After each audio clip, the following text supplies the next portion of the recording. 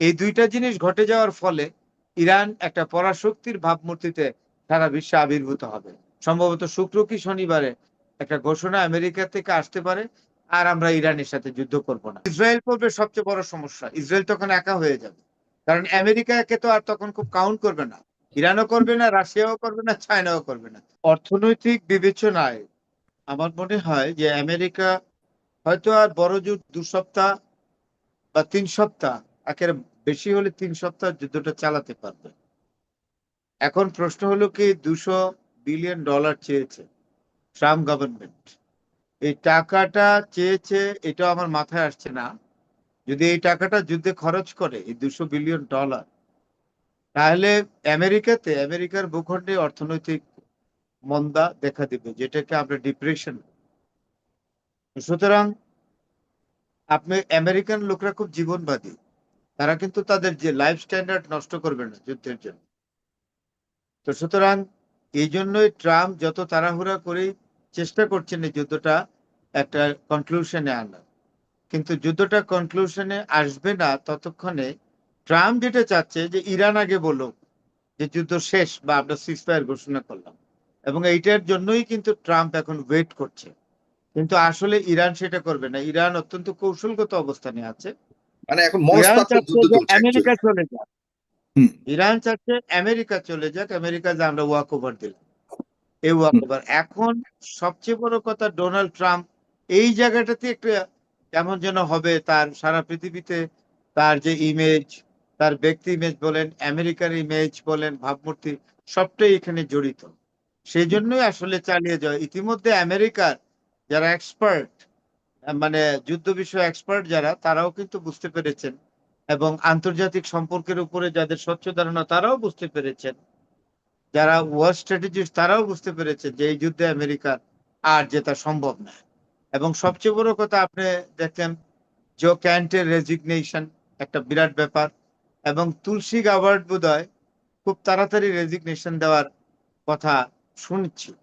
তুলসী Gabbard যখন আপনি resignation দিবে, তখন কিন্তু স্পষ্টই বোঝা যাবে যে এই যুদ্ধটা খোদ ডোনাল্ড ট্রাম্পের যারা সহযোগী আছেন, ক্যাবিনেটে আছে, তাছাড়া তার যারা অত্যন্ত ঘনিষ্ঠ, হুম। তারা আর এই যুদ্ধটা চাচ্ছে না। তুলসী গাবার্ড গতকালকে বা এর আগের দিন বোধহয় একটা সংবাদ সম্মেলনে তাকে খুব পেইল মনে হচ্ছিল, এবং শি ওয়াজ কনফিউজড, কোনো প্রশ্নের উত্তর একটা দিতে হিয়ারিং হয়েছে পারছেন তার ব্যাপারে, তার উপরে একটা হিয়ারিং হয়েছে তার না। হ্যাঁ, স্টেটমেন্টের উপরে। এবং সেই স্টেটমেন্টের মধ্যে তার নিজেরই সেলফ কন্ট্রাডিক্টরি একটা বড় ধরনের ভুল ধরা খেয়েছে। আপনি দেখছেন কিনা জানি না। তাকে সে ভালো একটা অবস্থান নিয়েছে। হুম। না, তাকে প্রশ্ন করা হলো বলে যে আমি জানি না, একটা প্রশ্ন তো পুরাই বলছে আমি জানি না, প্রেসিডেন্ট জানে। তাইলে রাইট। এতে বোঝা গেল তুলসী গাবার্ডের যে ফেসিয়াল এক্সপ্রেশন খুব disappointing, and she is found very nervous. তো আমার মনে হয় যে তারও আর থাকার ইচ্ছা নাই, কারণ ডোনাল্ড ট্রাম্প আসলে খুবই একরোখা মানুষ। কোন ডেমোক্রেটিক এবং এই কান্ট্রি, যুদ্ধের ব্যাপার মাত্র ৭% মানুষ যুদ্ধের পক্ষে রায় দিয়েছে। 7% অনলি অনলি 7%। অনলি দেখেন, তাইলে বিশাল জনগোষ্ঠীর মতের বিরুদ্ধে গিয়ে ডোনাল্ড ট্রাম্প এই যুদ্ধটা কিন্তু চালাচ্ছে। এবং আমেরিকাতে যাদের রাজনৈতিক ভবিষ্যৎ আছে, ডোনাল্ড ট্রাম্পের নাই, তার রাজনৈতিক জীবন শেষ হবে এরপরেই। কিন্তু তার সাথে যারা রাজনীতি করে রিপাবলিকান, তাদের তো রাজনৈতিক ভবিষ্যৎ আছে। তারা কিন্তু এই বিষয়টা তাদের কাছে খুবই সেন্সিটিভ। তারা মনে করে এই যুদ্ধটা চালিয়ে নিলে তারা কিন্তু প্রায় 93-94% মানুষের বিরাগ ভাজন হচ্ছে, এবং তাদের ভবিষ্যৎ রাজনীতি কি হবে। আর আরেকটা জিনিস হলো এই এই যুদ্ধ, এখানে একটা প্রশ্ন একজন দর্শক করে গেছে, আমার যদ্দূর মনে আছে, যে সম্ভাবনা আছে পাকিস্তান থেকে আপনার ইরানে পারমাণবিক বোমা হামলা করা। এইটা আসলে তুলসী গাবার্ড এই মন্তব্যটা করেছে। তুলসী গাবার্ড এই মন্তব্যটা, আমি মনে করি তুলসী গাবার্ডের এই মন্তব্যটা উদ্দেশ্য প্রণোদিত। এবং এই মন্তব্যটা আপনি জানেন তো, তুলসী গাবার্ড একজন আমেরিকান হওয়া সত্ত্বেও ধর্মে কিন্তু তিনি একজন সনাতন ধর্মাবলম্বী, উনি হিন্দু। তো উনি তার ব্রিটেন, মা মনে হয় আমেরিকান বা সে। হ্যাঁ হ্যাঁ, হিন্দু, কিন্তু আমেরিকান হিন্দু আর কি, আমেরিকান। এমন না, না যে ভারত ভারত বংশোদ্ভূত না, কিচ্ছু না। কিছু না, হিন্দু না এটা। ধর্মটা তার মা গ্রহণ করেছিল, হ্যাঁ হ্যাঁ একজন আমেরিকান হিসেবে সেই মা থেকে সেই ধর্মটা গ্রহণ করেছে। এই ধর্মের প্রতি সম্ভব নিশ্চয়ই তার দুর্বলতা আছে, এবং আউট তুলসী অফ গাবার ইন্টারেস্ট ভারতে অনেকেই এরকম শখের বসে নেয়, হ্যাঁ করে। ছোট বসে। তো তুলসী গাবার আপনার এইটা একটা ফেলো ফিলিং কাজ করেছে। উনি ভারতেও ভিজিটে এসেছিলেন, তো সেখানেও এসে অনেক বাহবা পেয়েছেন। তো যাওয়ার সময় উনিও থাকবেন না, উনিও রিজাইন দিবেন, এটা আমরা অনেকটাই জেনে ফেলেছি। যাওয়ার আগে এই মন্তব্যটা করে আমার মনে হয় একটা সমস্যা তৈরি করে গেলেন। আমার মনে হয় ভারতের ডিপ্লোমেসি হতে পারে যে তুলসী গাবার্ডকে একটা অনুরোধ করছে যে তুমি বলে দাও যে America will face the threat from, sorry এটা ভুল হয়েছে, America will face nuclear threat from Pakistan.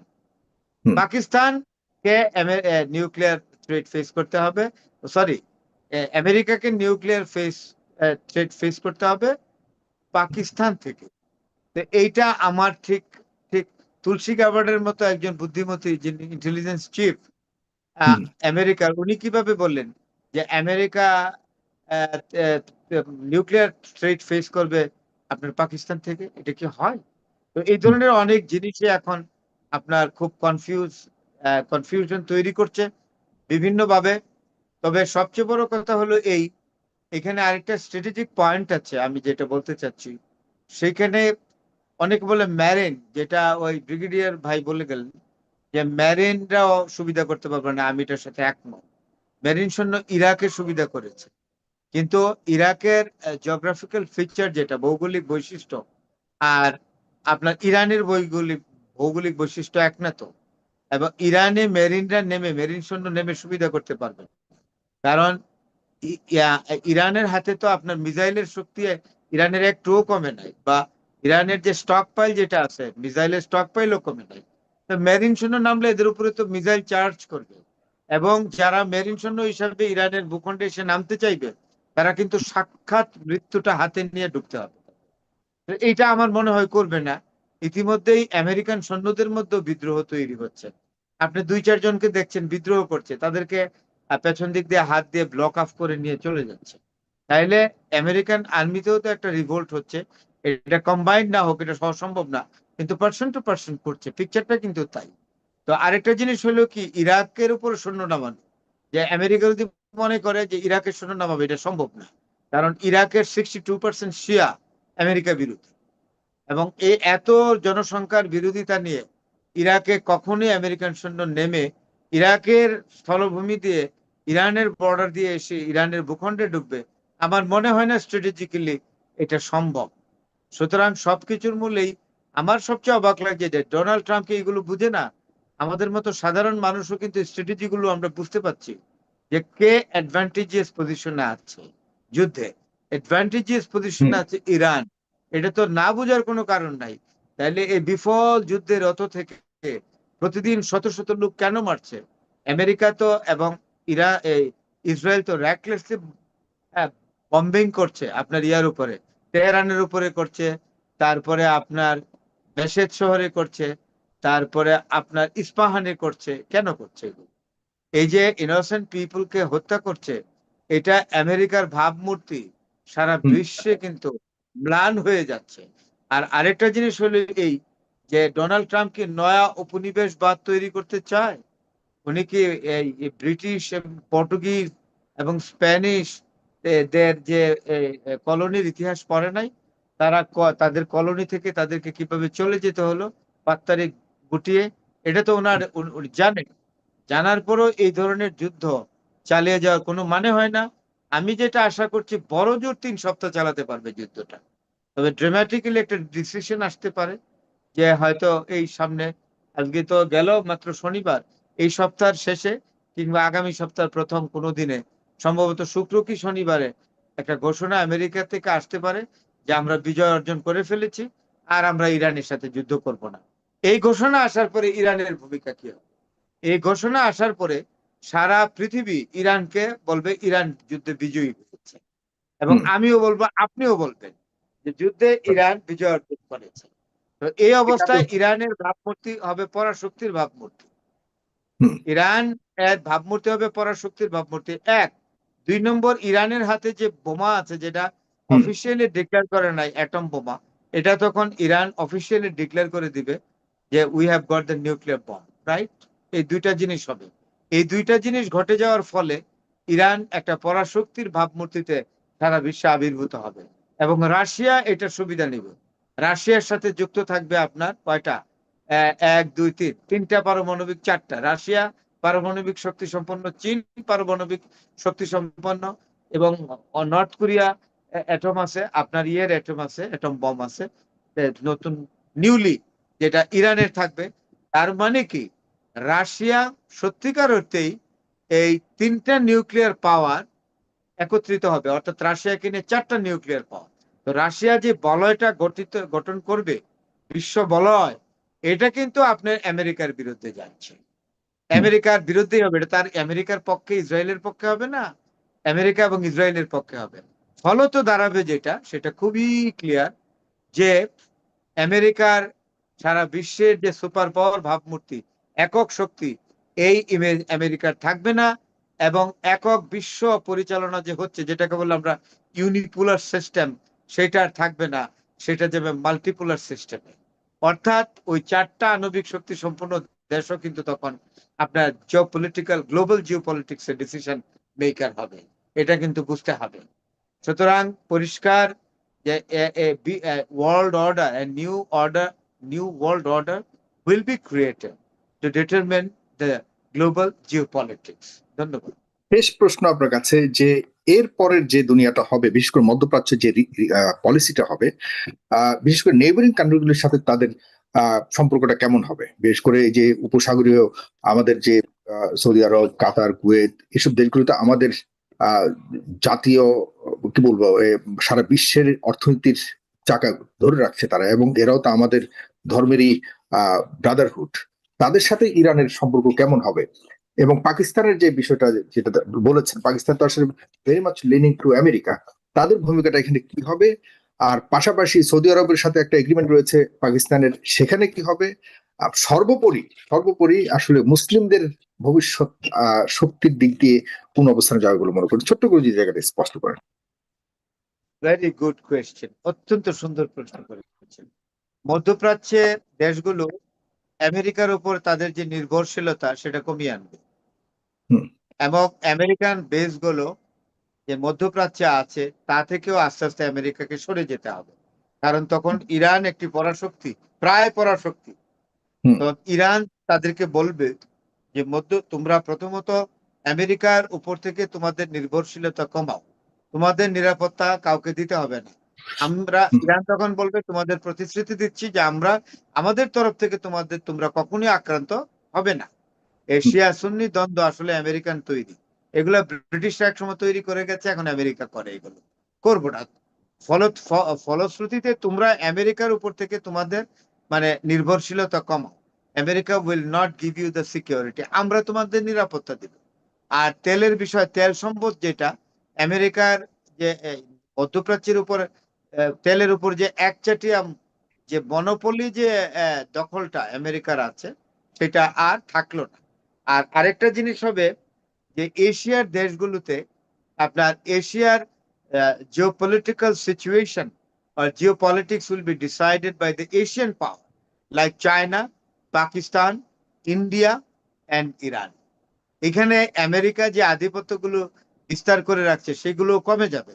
এবং আরেকটা জিনিস বলি, আপনার ফার ইস্টে যে আমেরিকান বেস গুলো আছে, সেইগুলোর উপর থেকেও আমেরিকার আসলে প্রভাব কমে যাবে। তারাও তখন আস্তে আস্তে বলবে যে এটা একটা ইরিটেটিং, ফিলিপিন বলবে, পালাও বলবে, আপনার জাপান বলবে যে এই বেস গুলো তোমরা এখন আস্তে আস্তে উঠিয়ে নিয়ে যাও। এটা কিন্তু হতে বাধ্য। আর তার কারণ হলে বেস গুলো, আপনি অবাক হবেন যে পৃথিবীর 80টা দেশে আমেরিকান বেজ আছে, মিলিটারি। এটা কোনো কথা? এগুলো বেসগুলো কেন তৈরি করছে? আসলে সারা পৃথিবীকে কান ধরে উঠবোস করানোর জন্য। এটা সবাই জানে, অর্থাৎ সাবজুগেট করার জন্য। এবং সাবজুগেট করা, ডমিনেট করা। আর যদি আপনি কথা না শুনেন, আপনাকে ডেসিমেট করে দেবে, ধ্বংস করে দেবে। তো এইগুলো আস্তে আস্তে, অর্থাৎ সারা বিশ্ব থেকে আমেরিকার যে বেসগুলো, সেগুলো আস্তে আস্তে সংকুচিত হয়ে আসবে।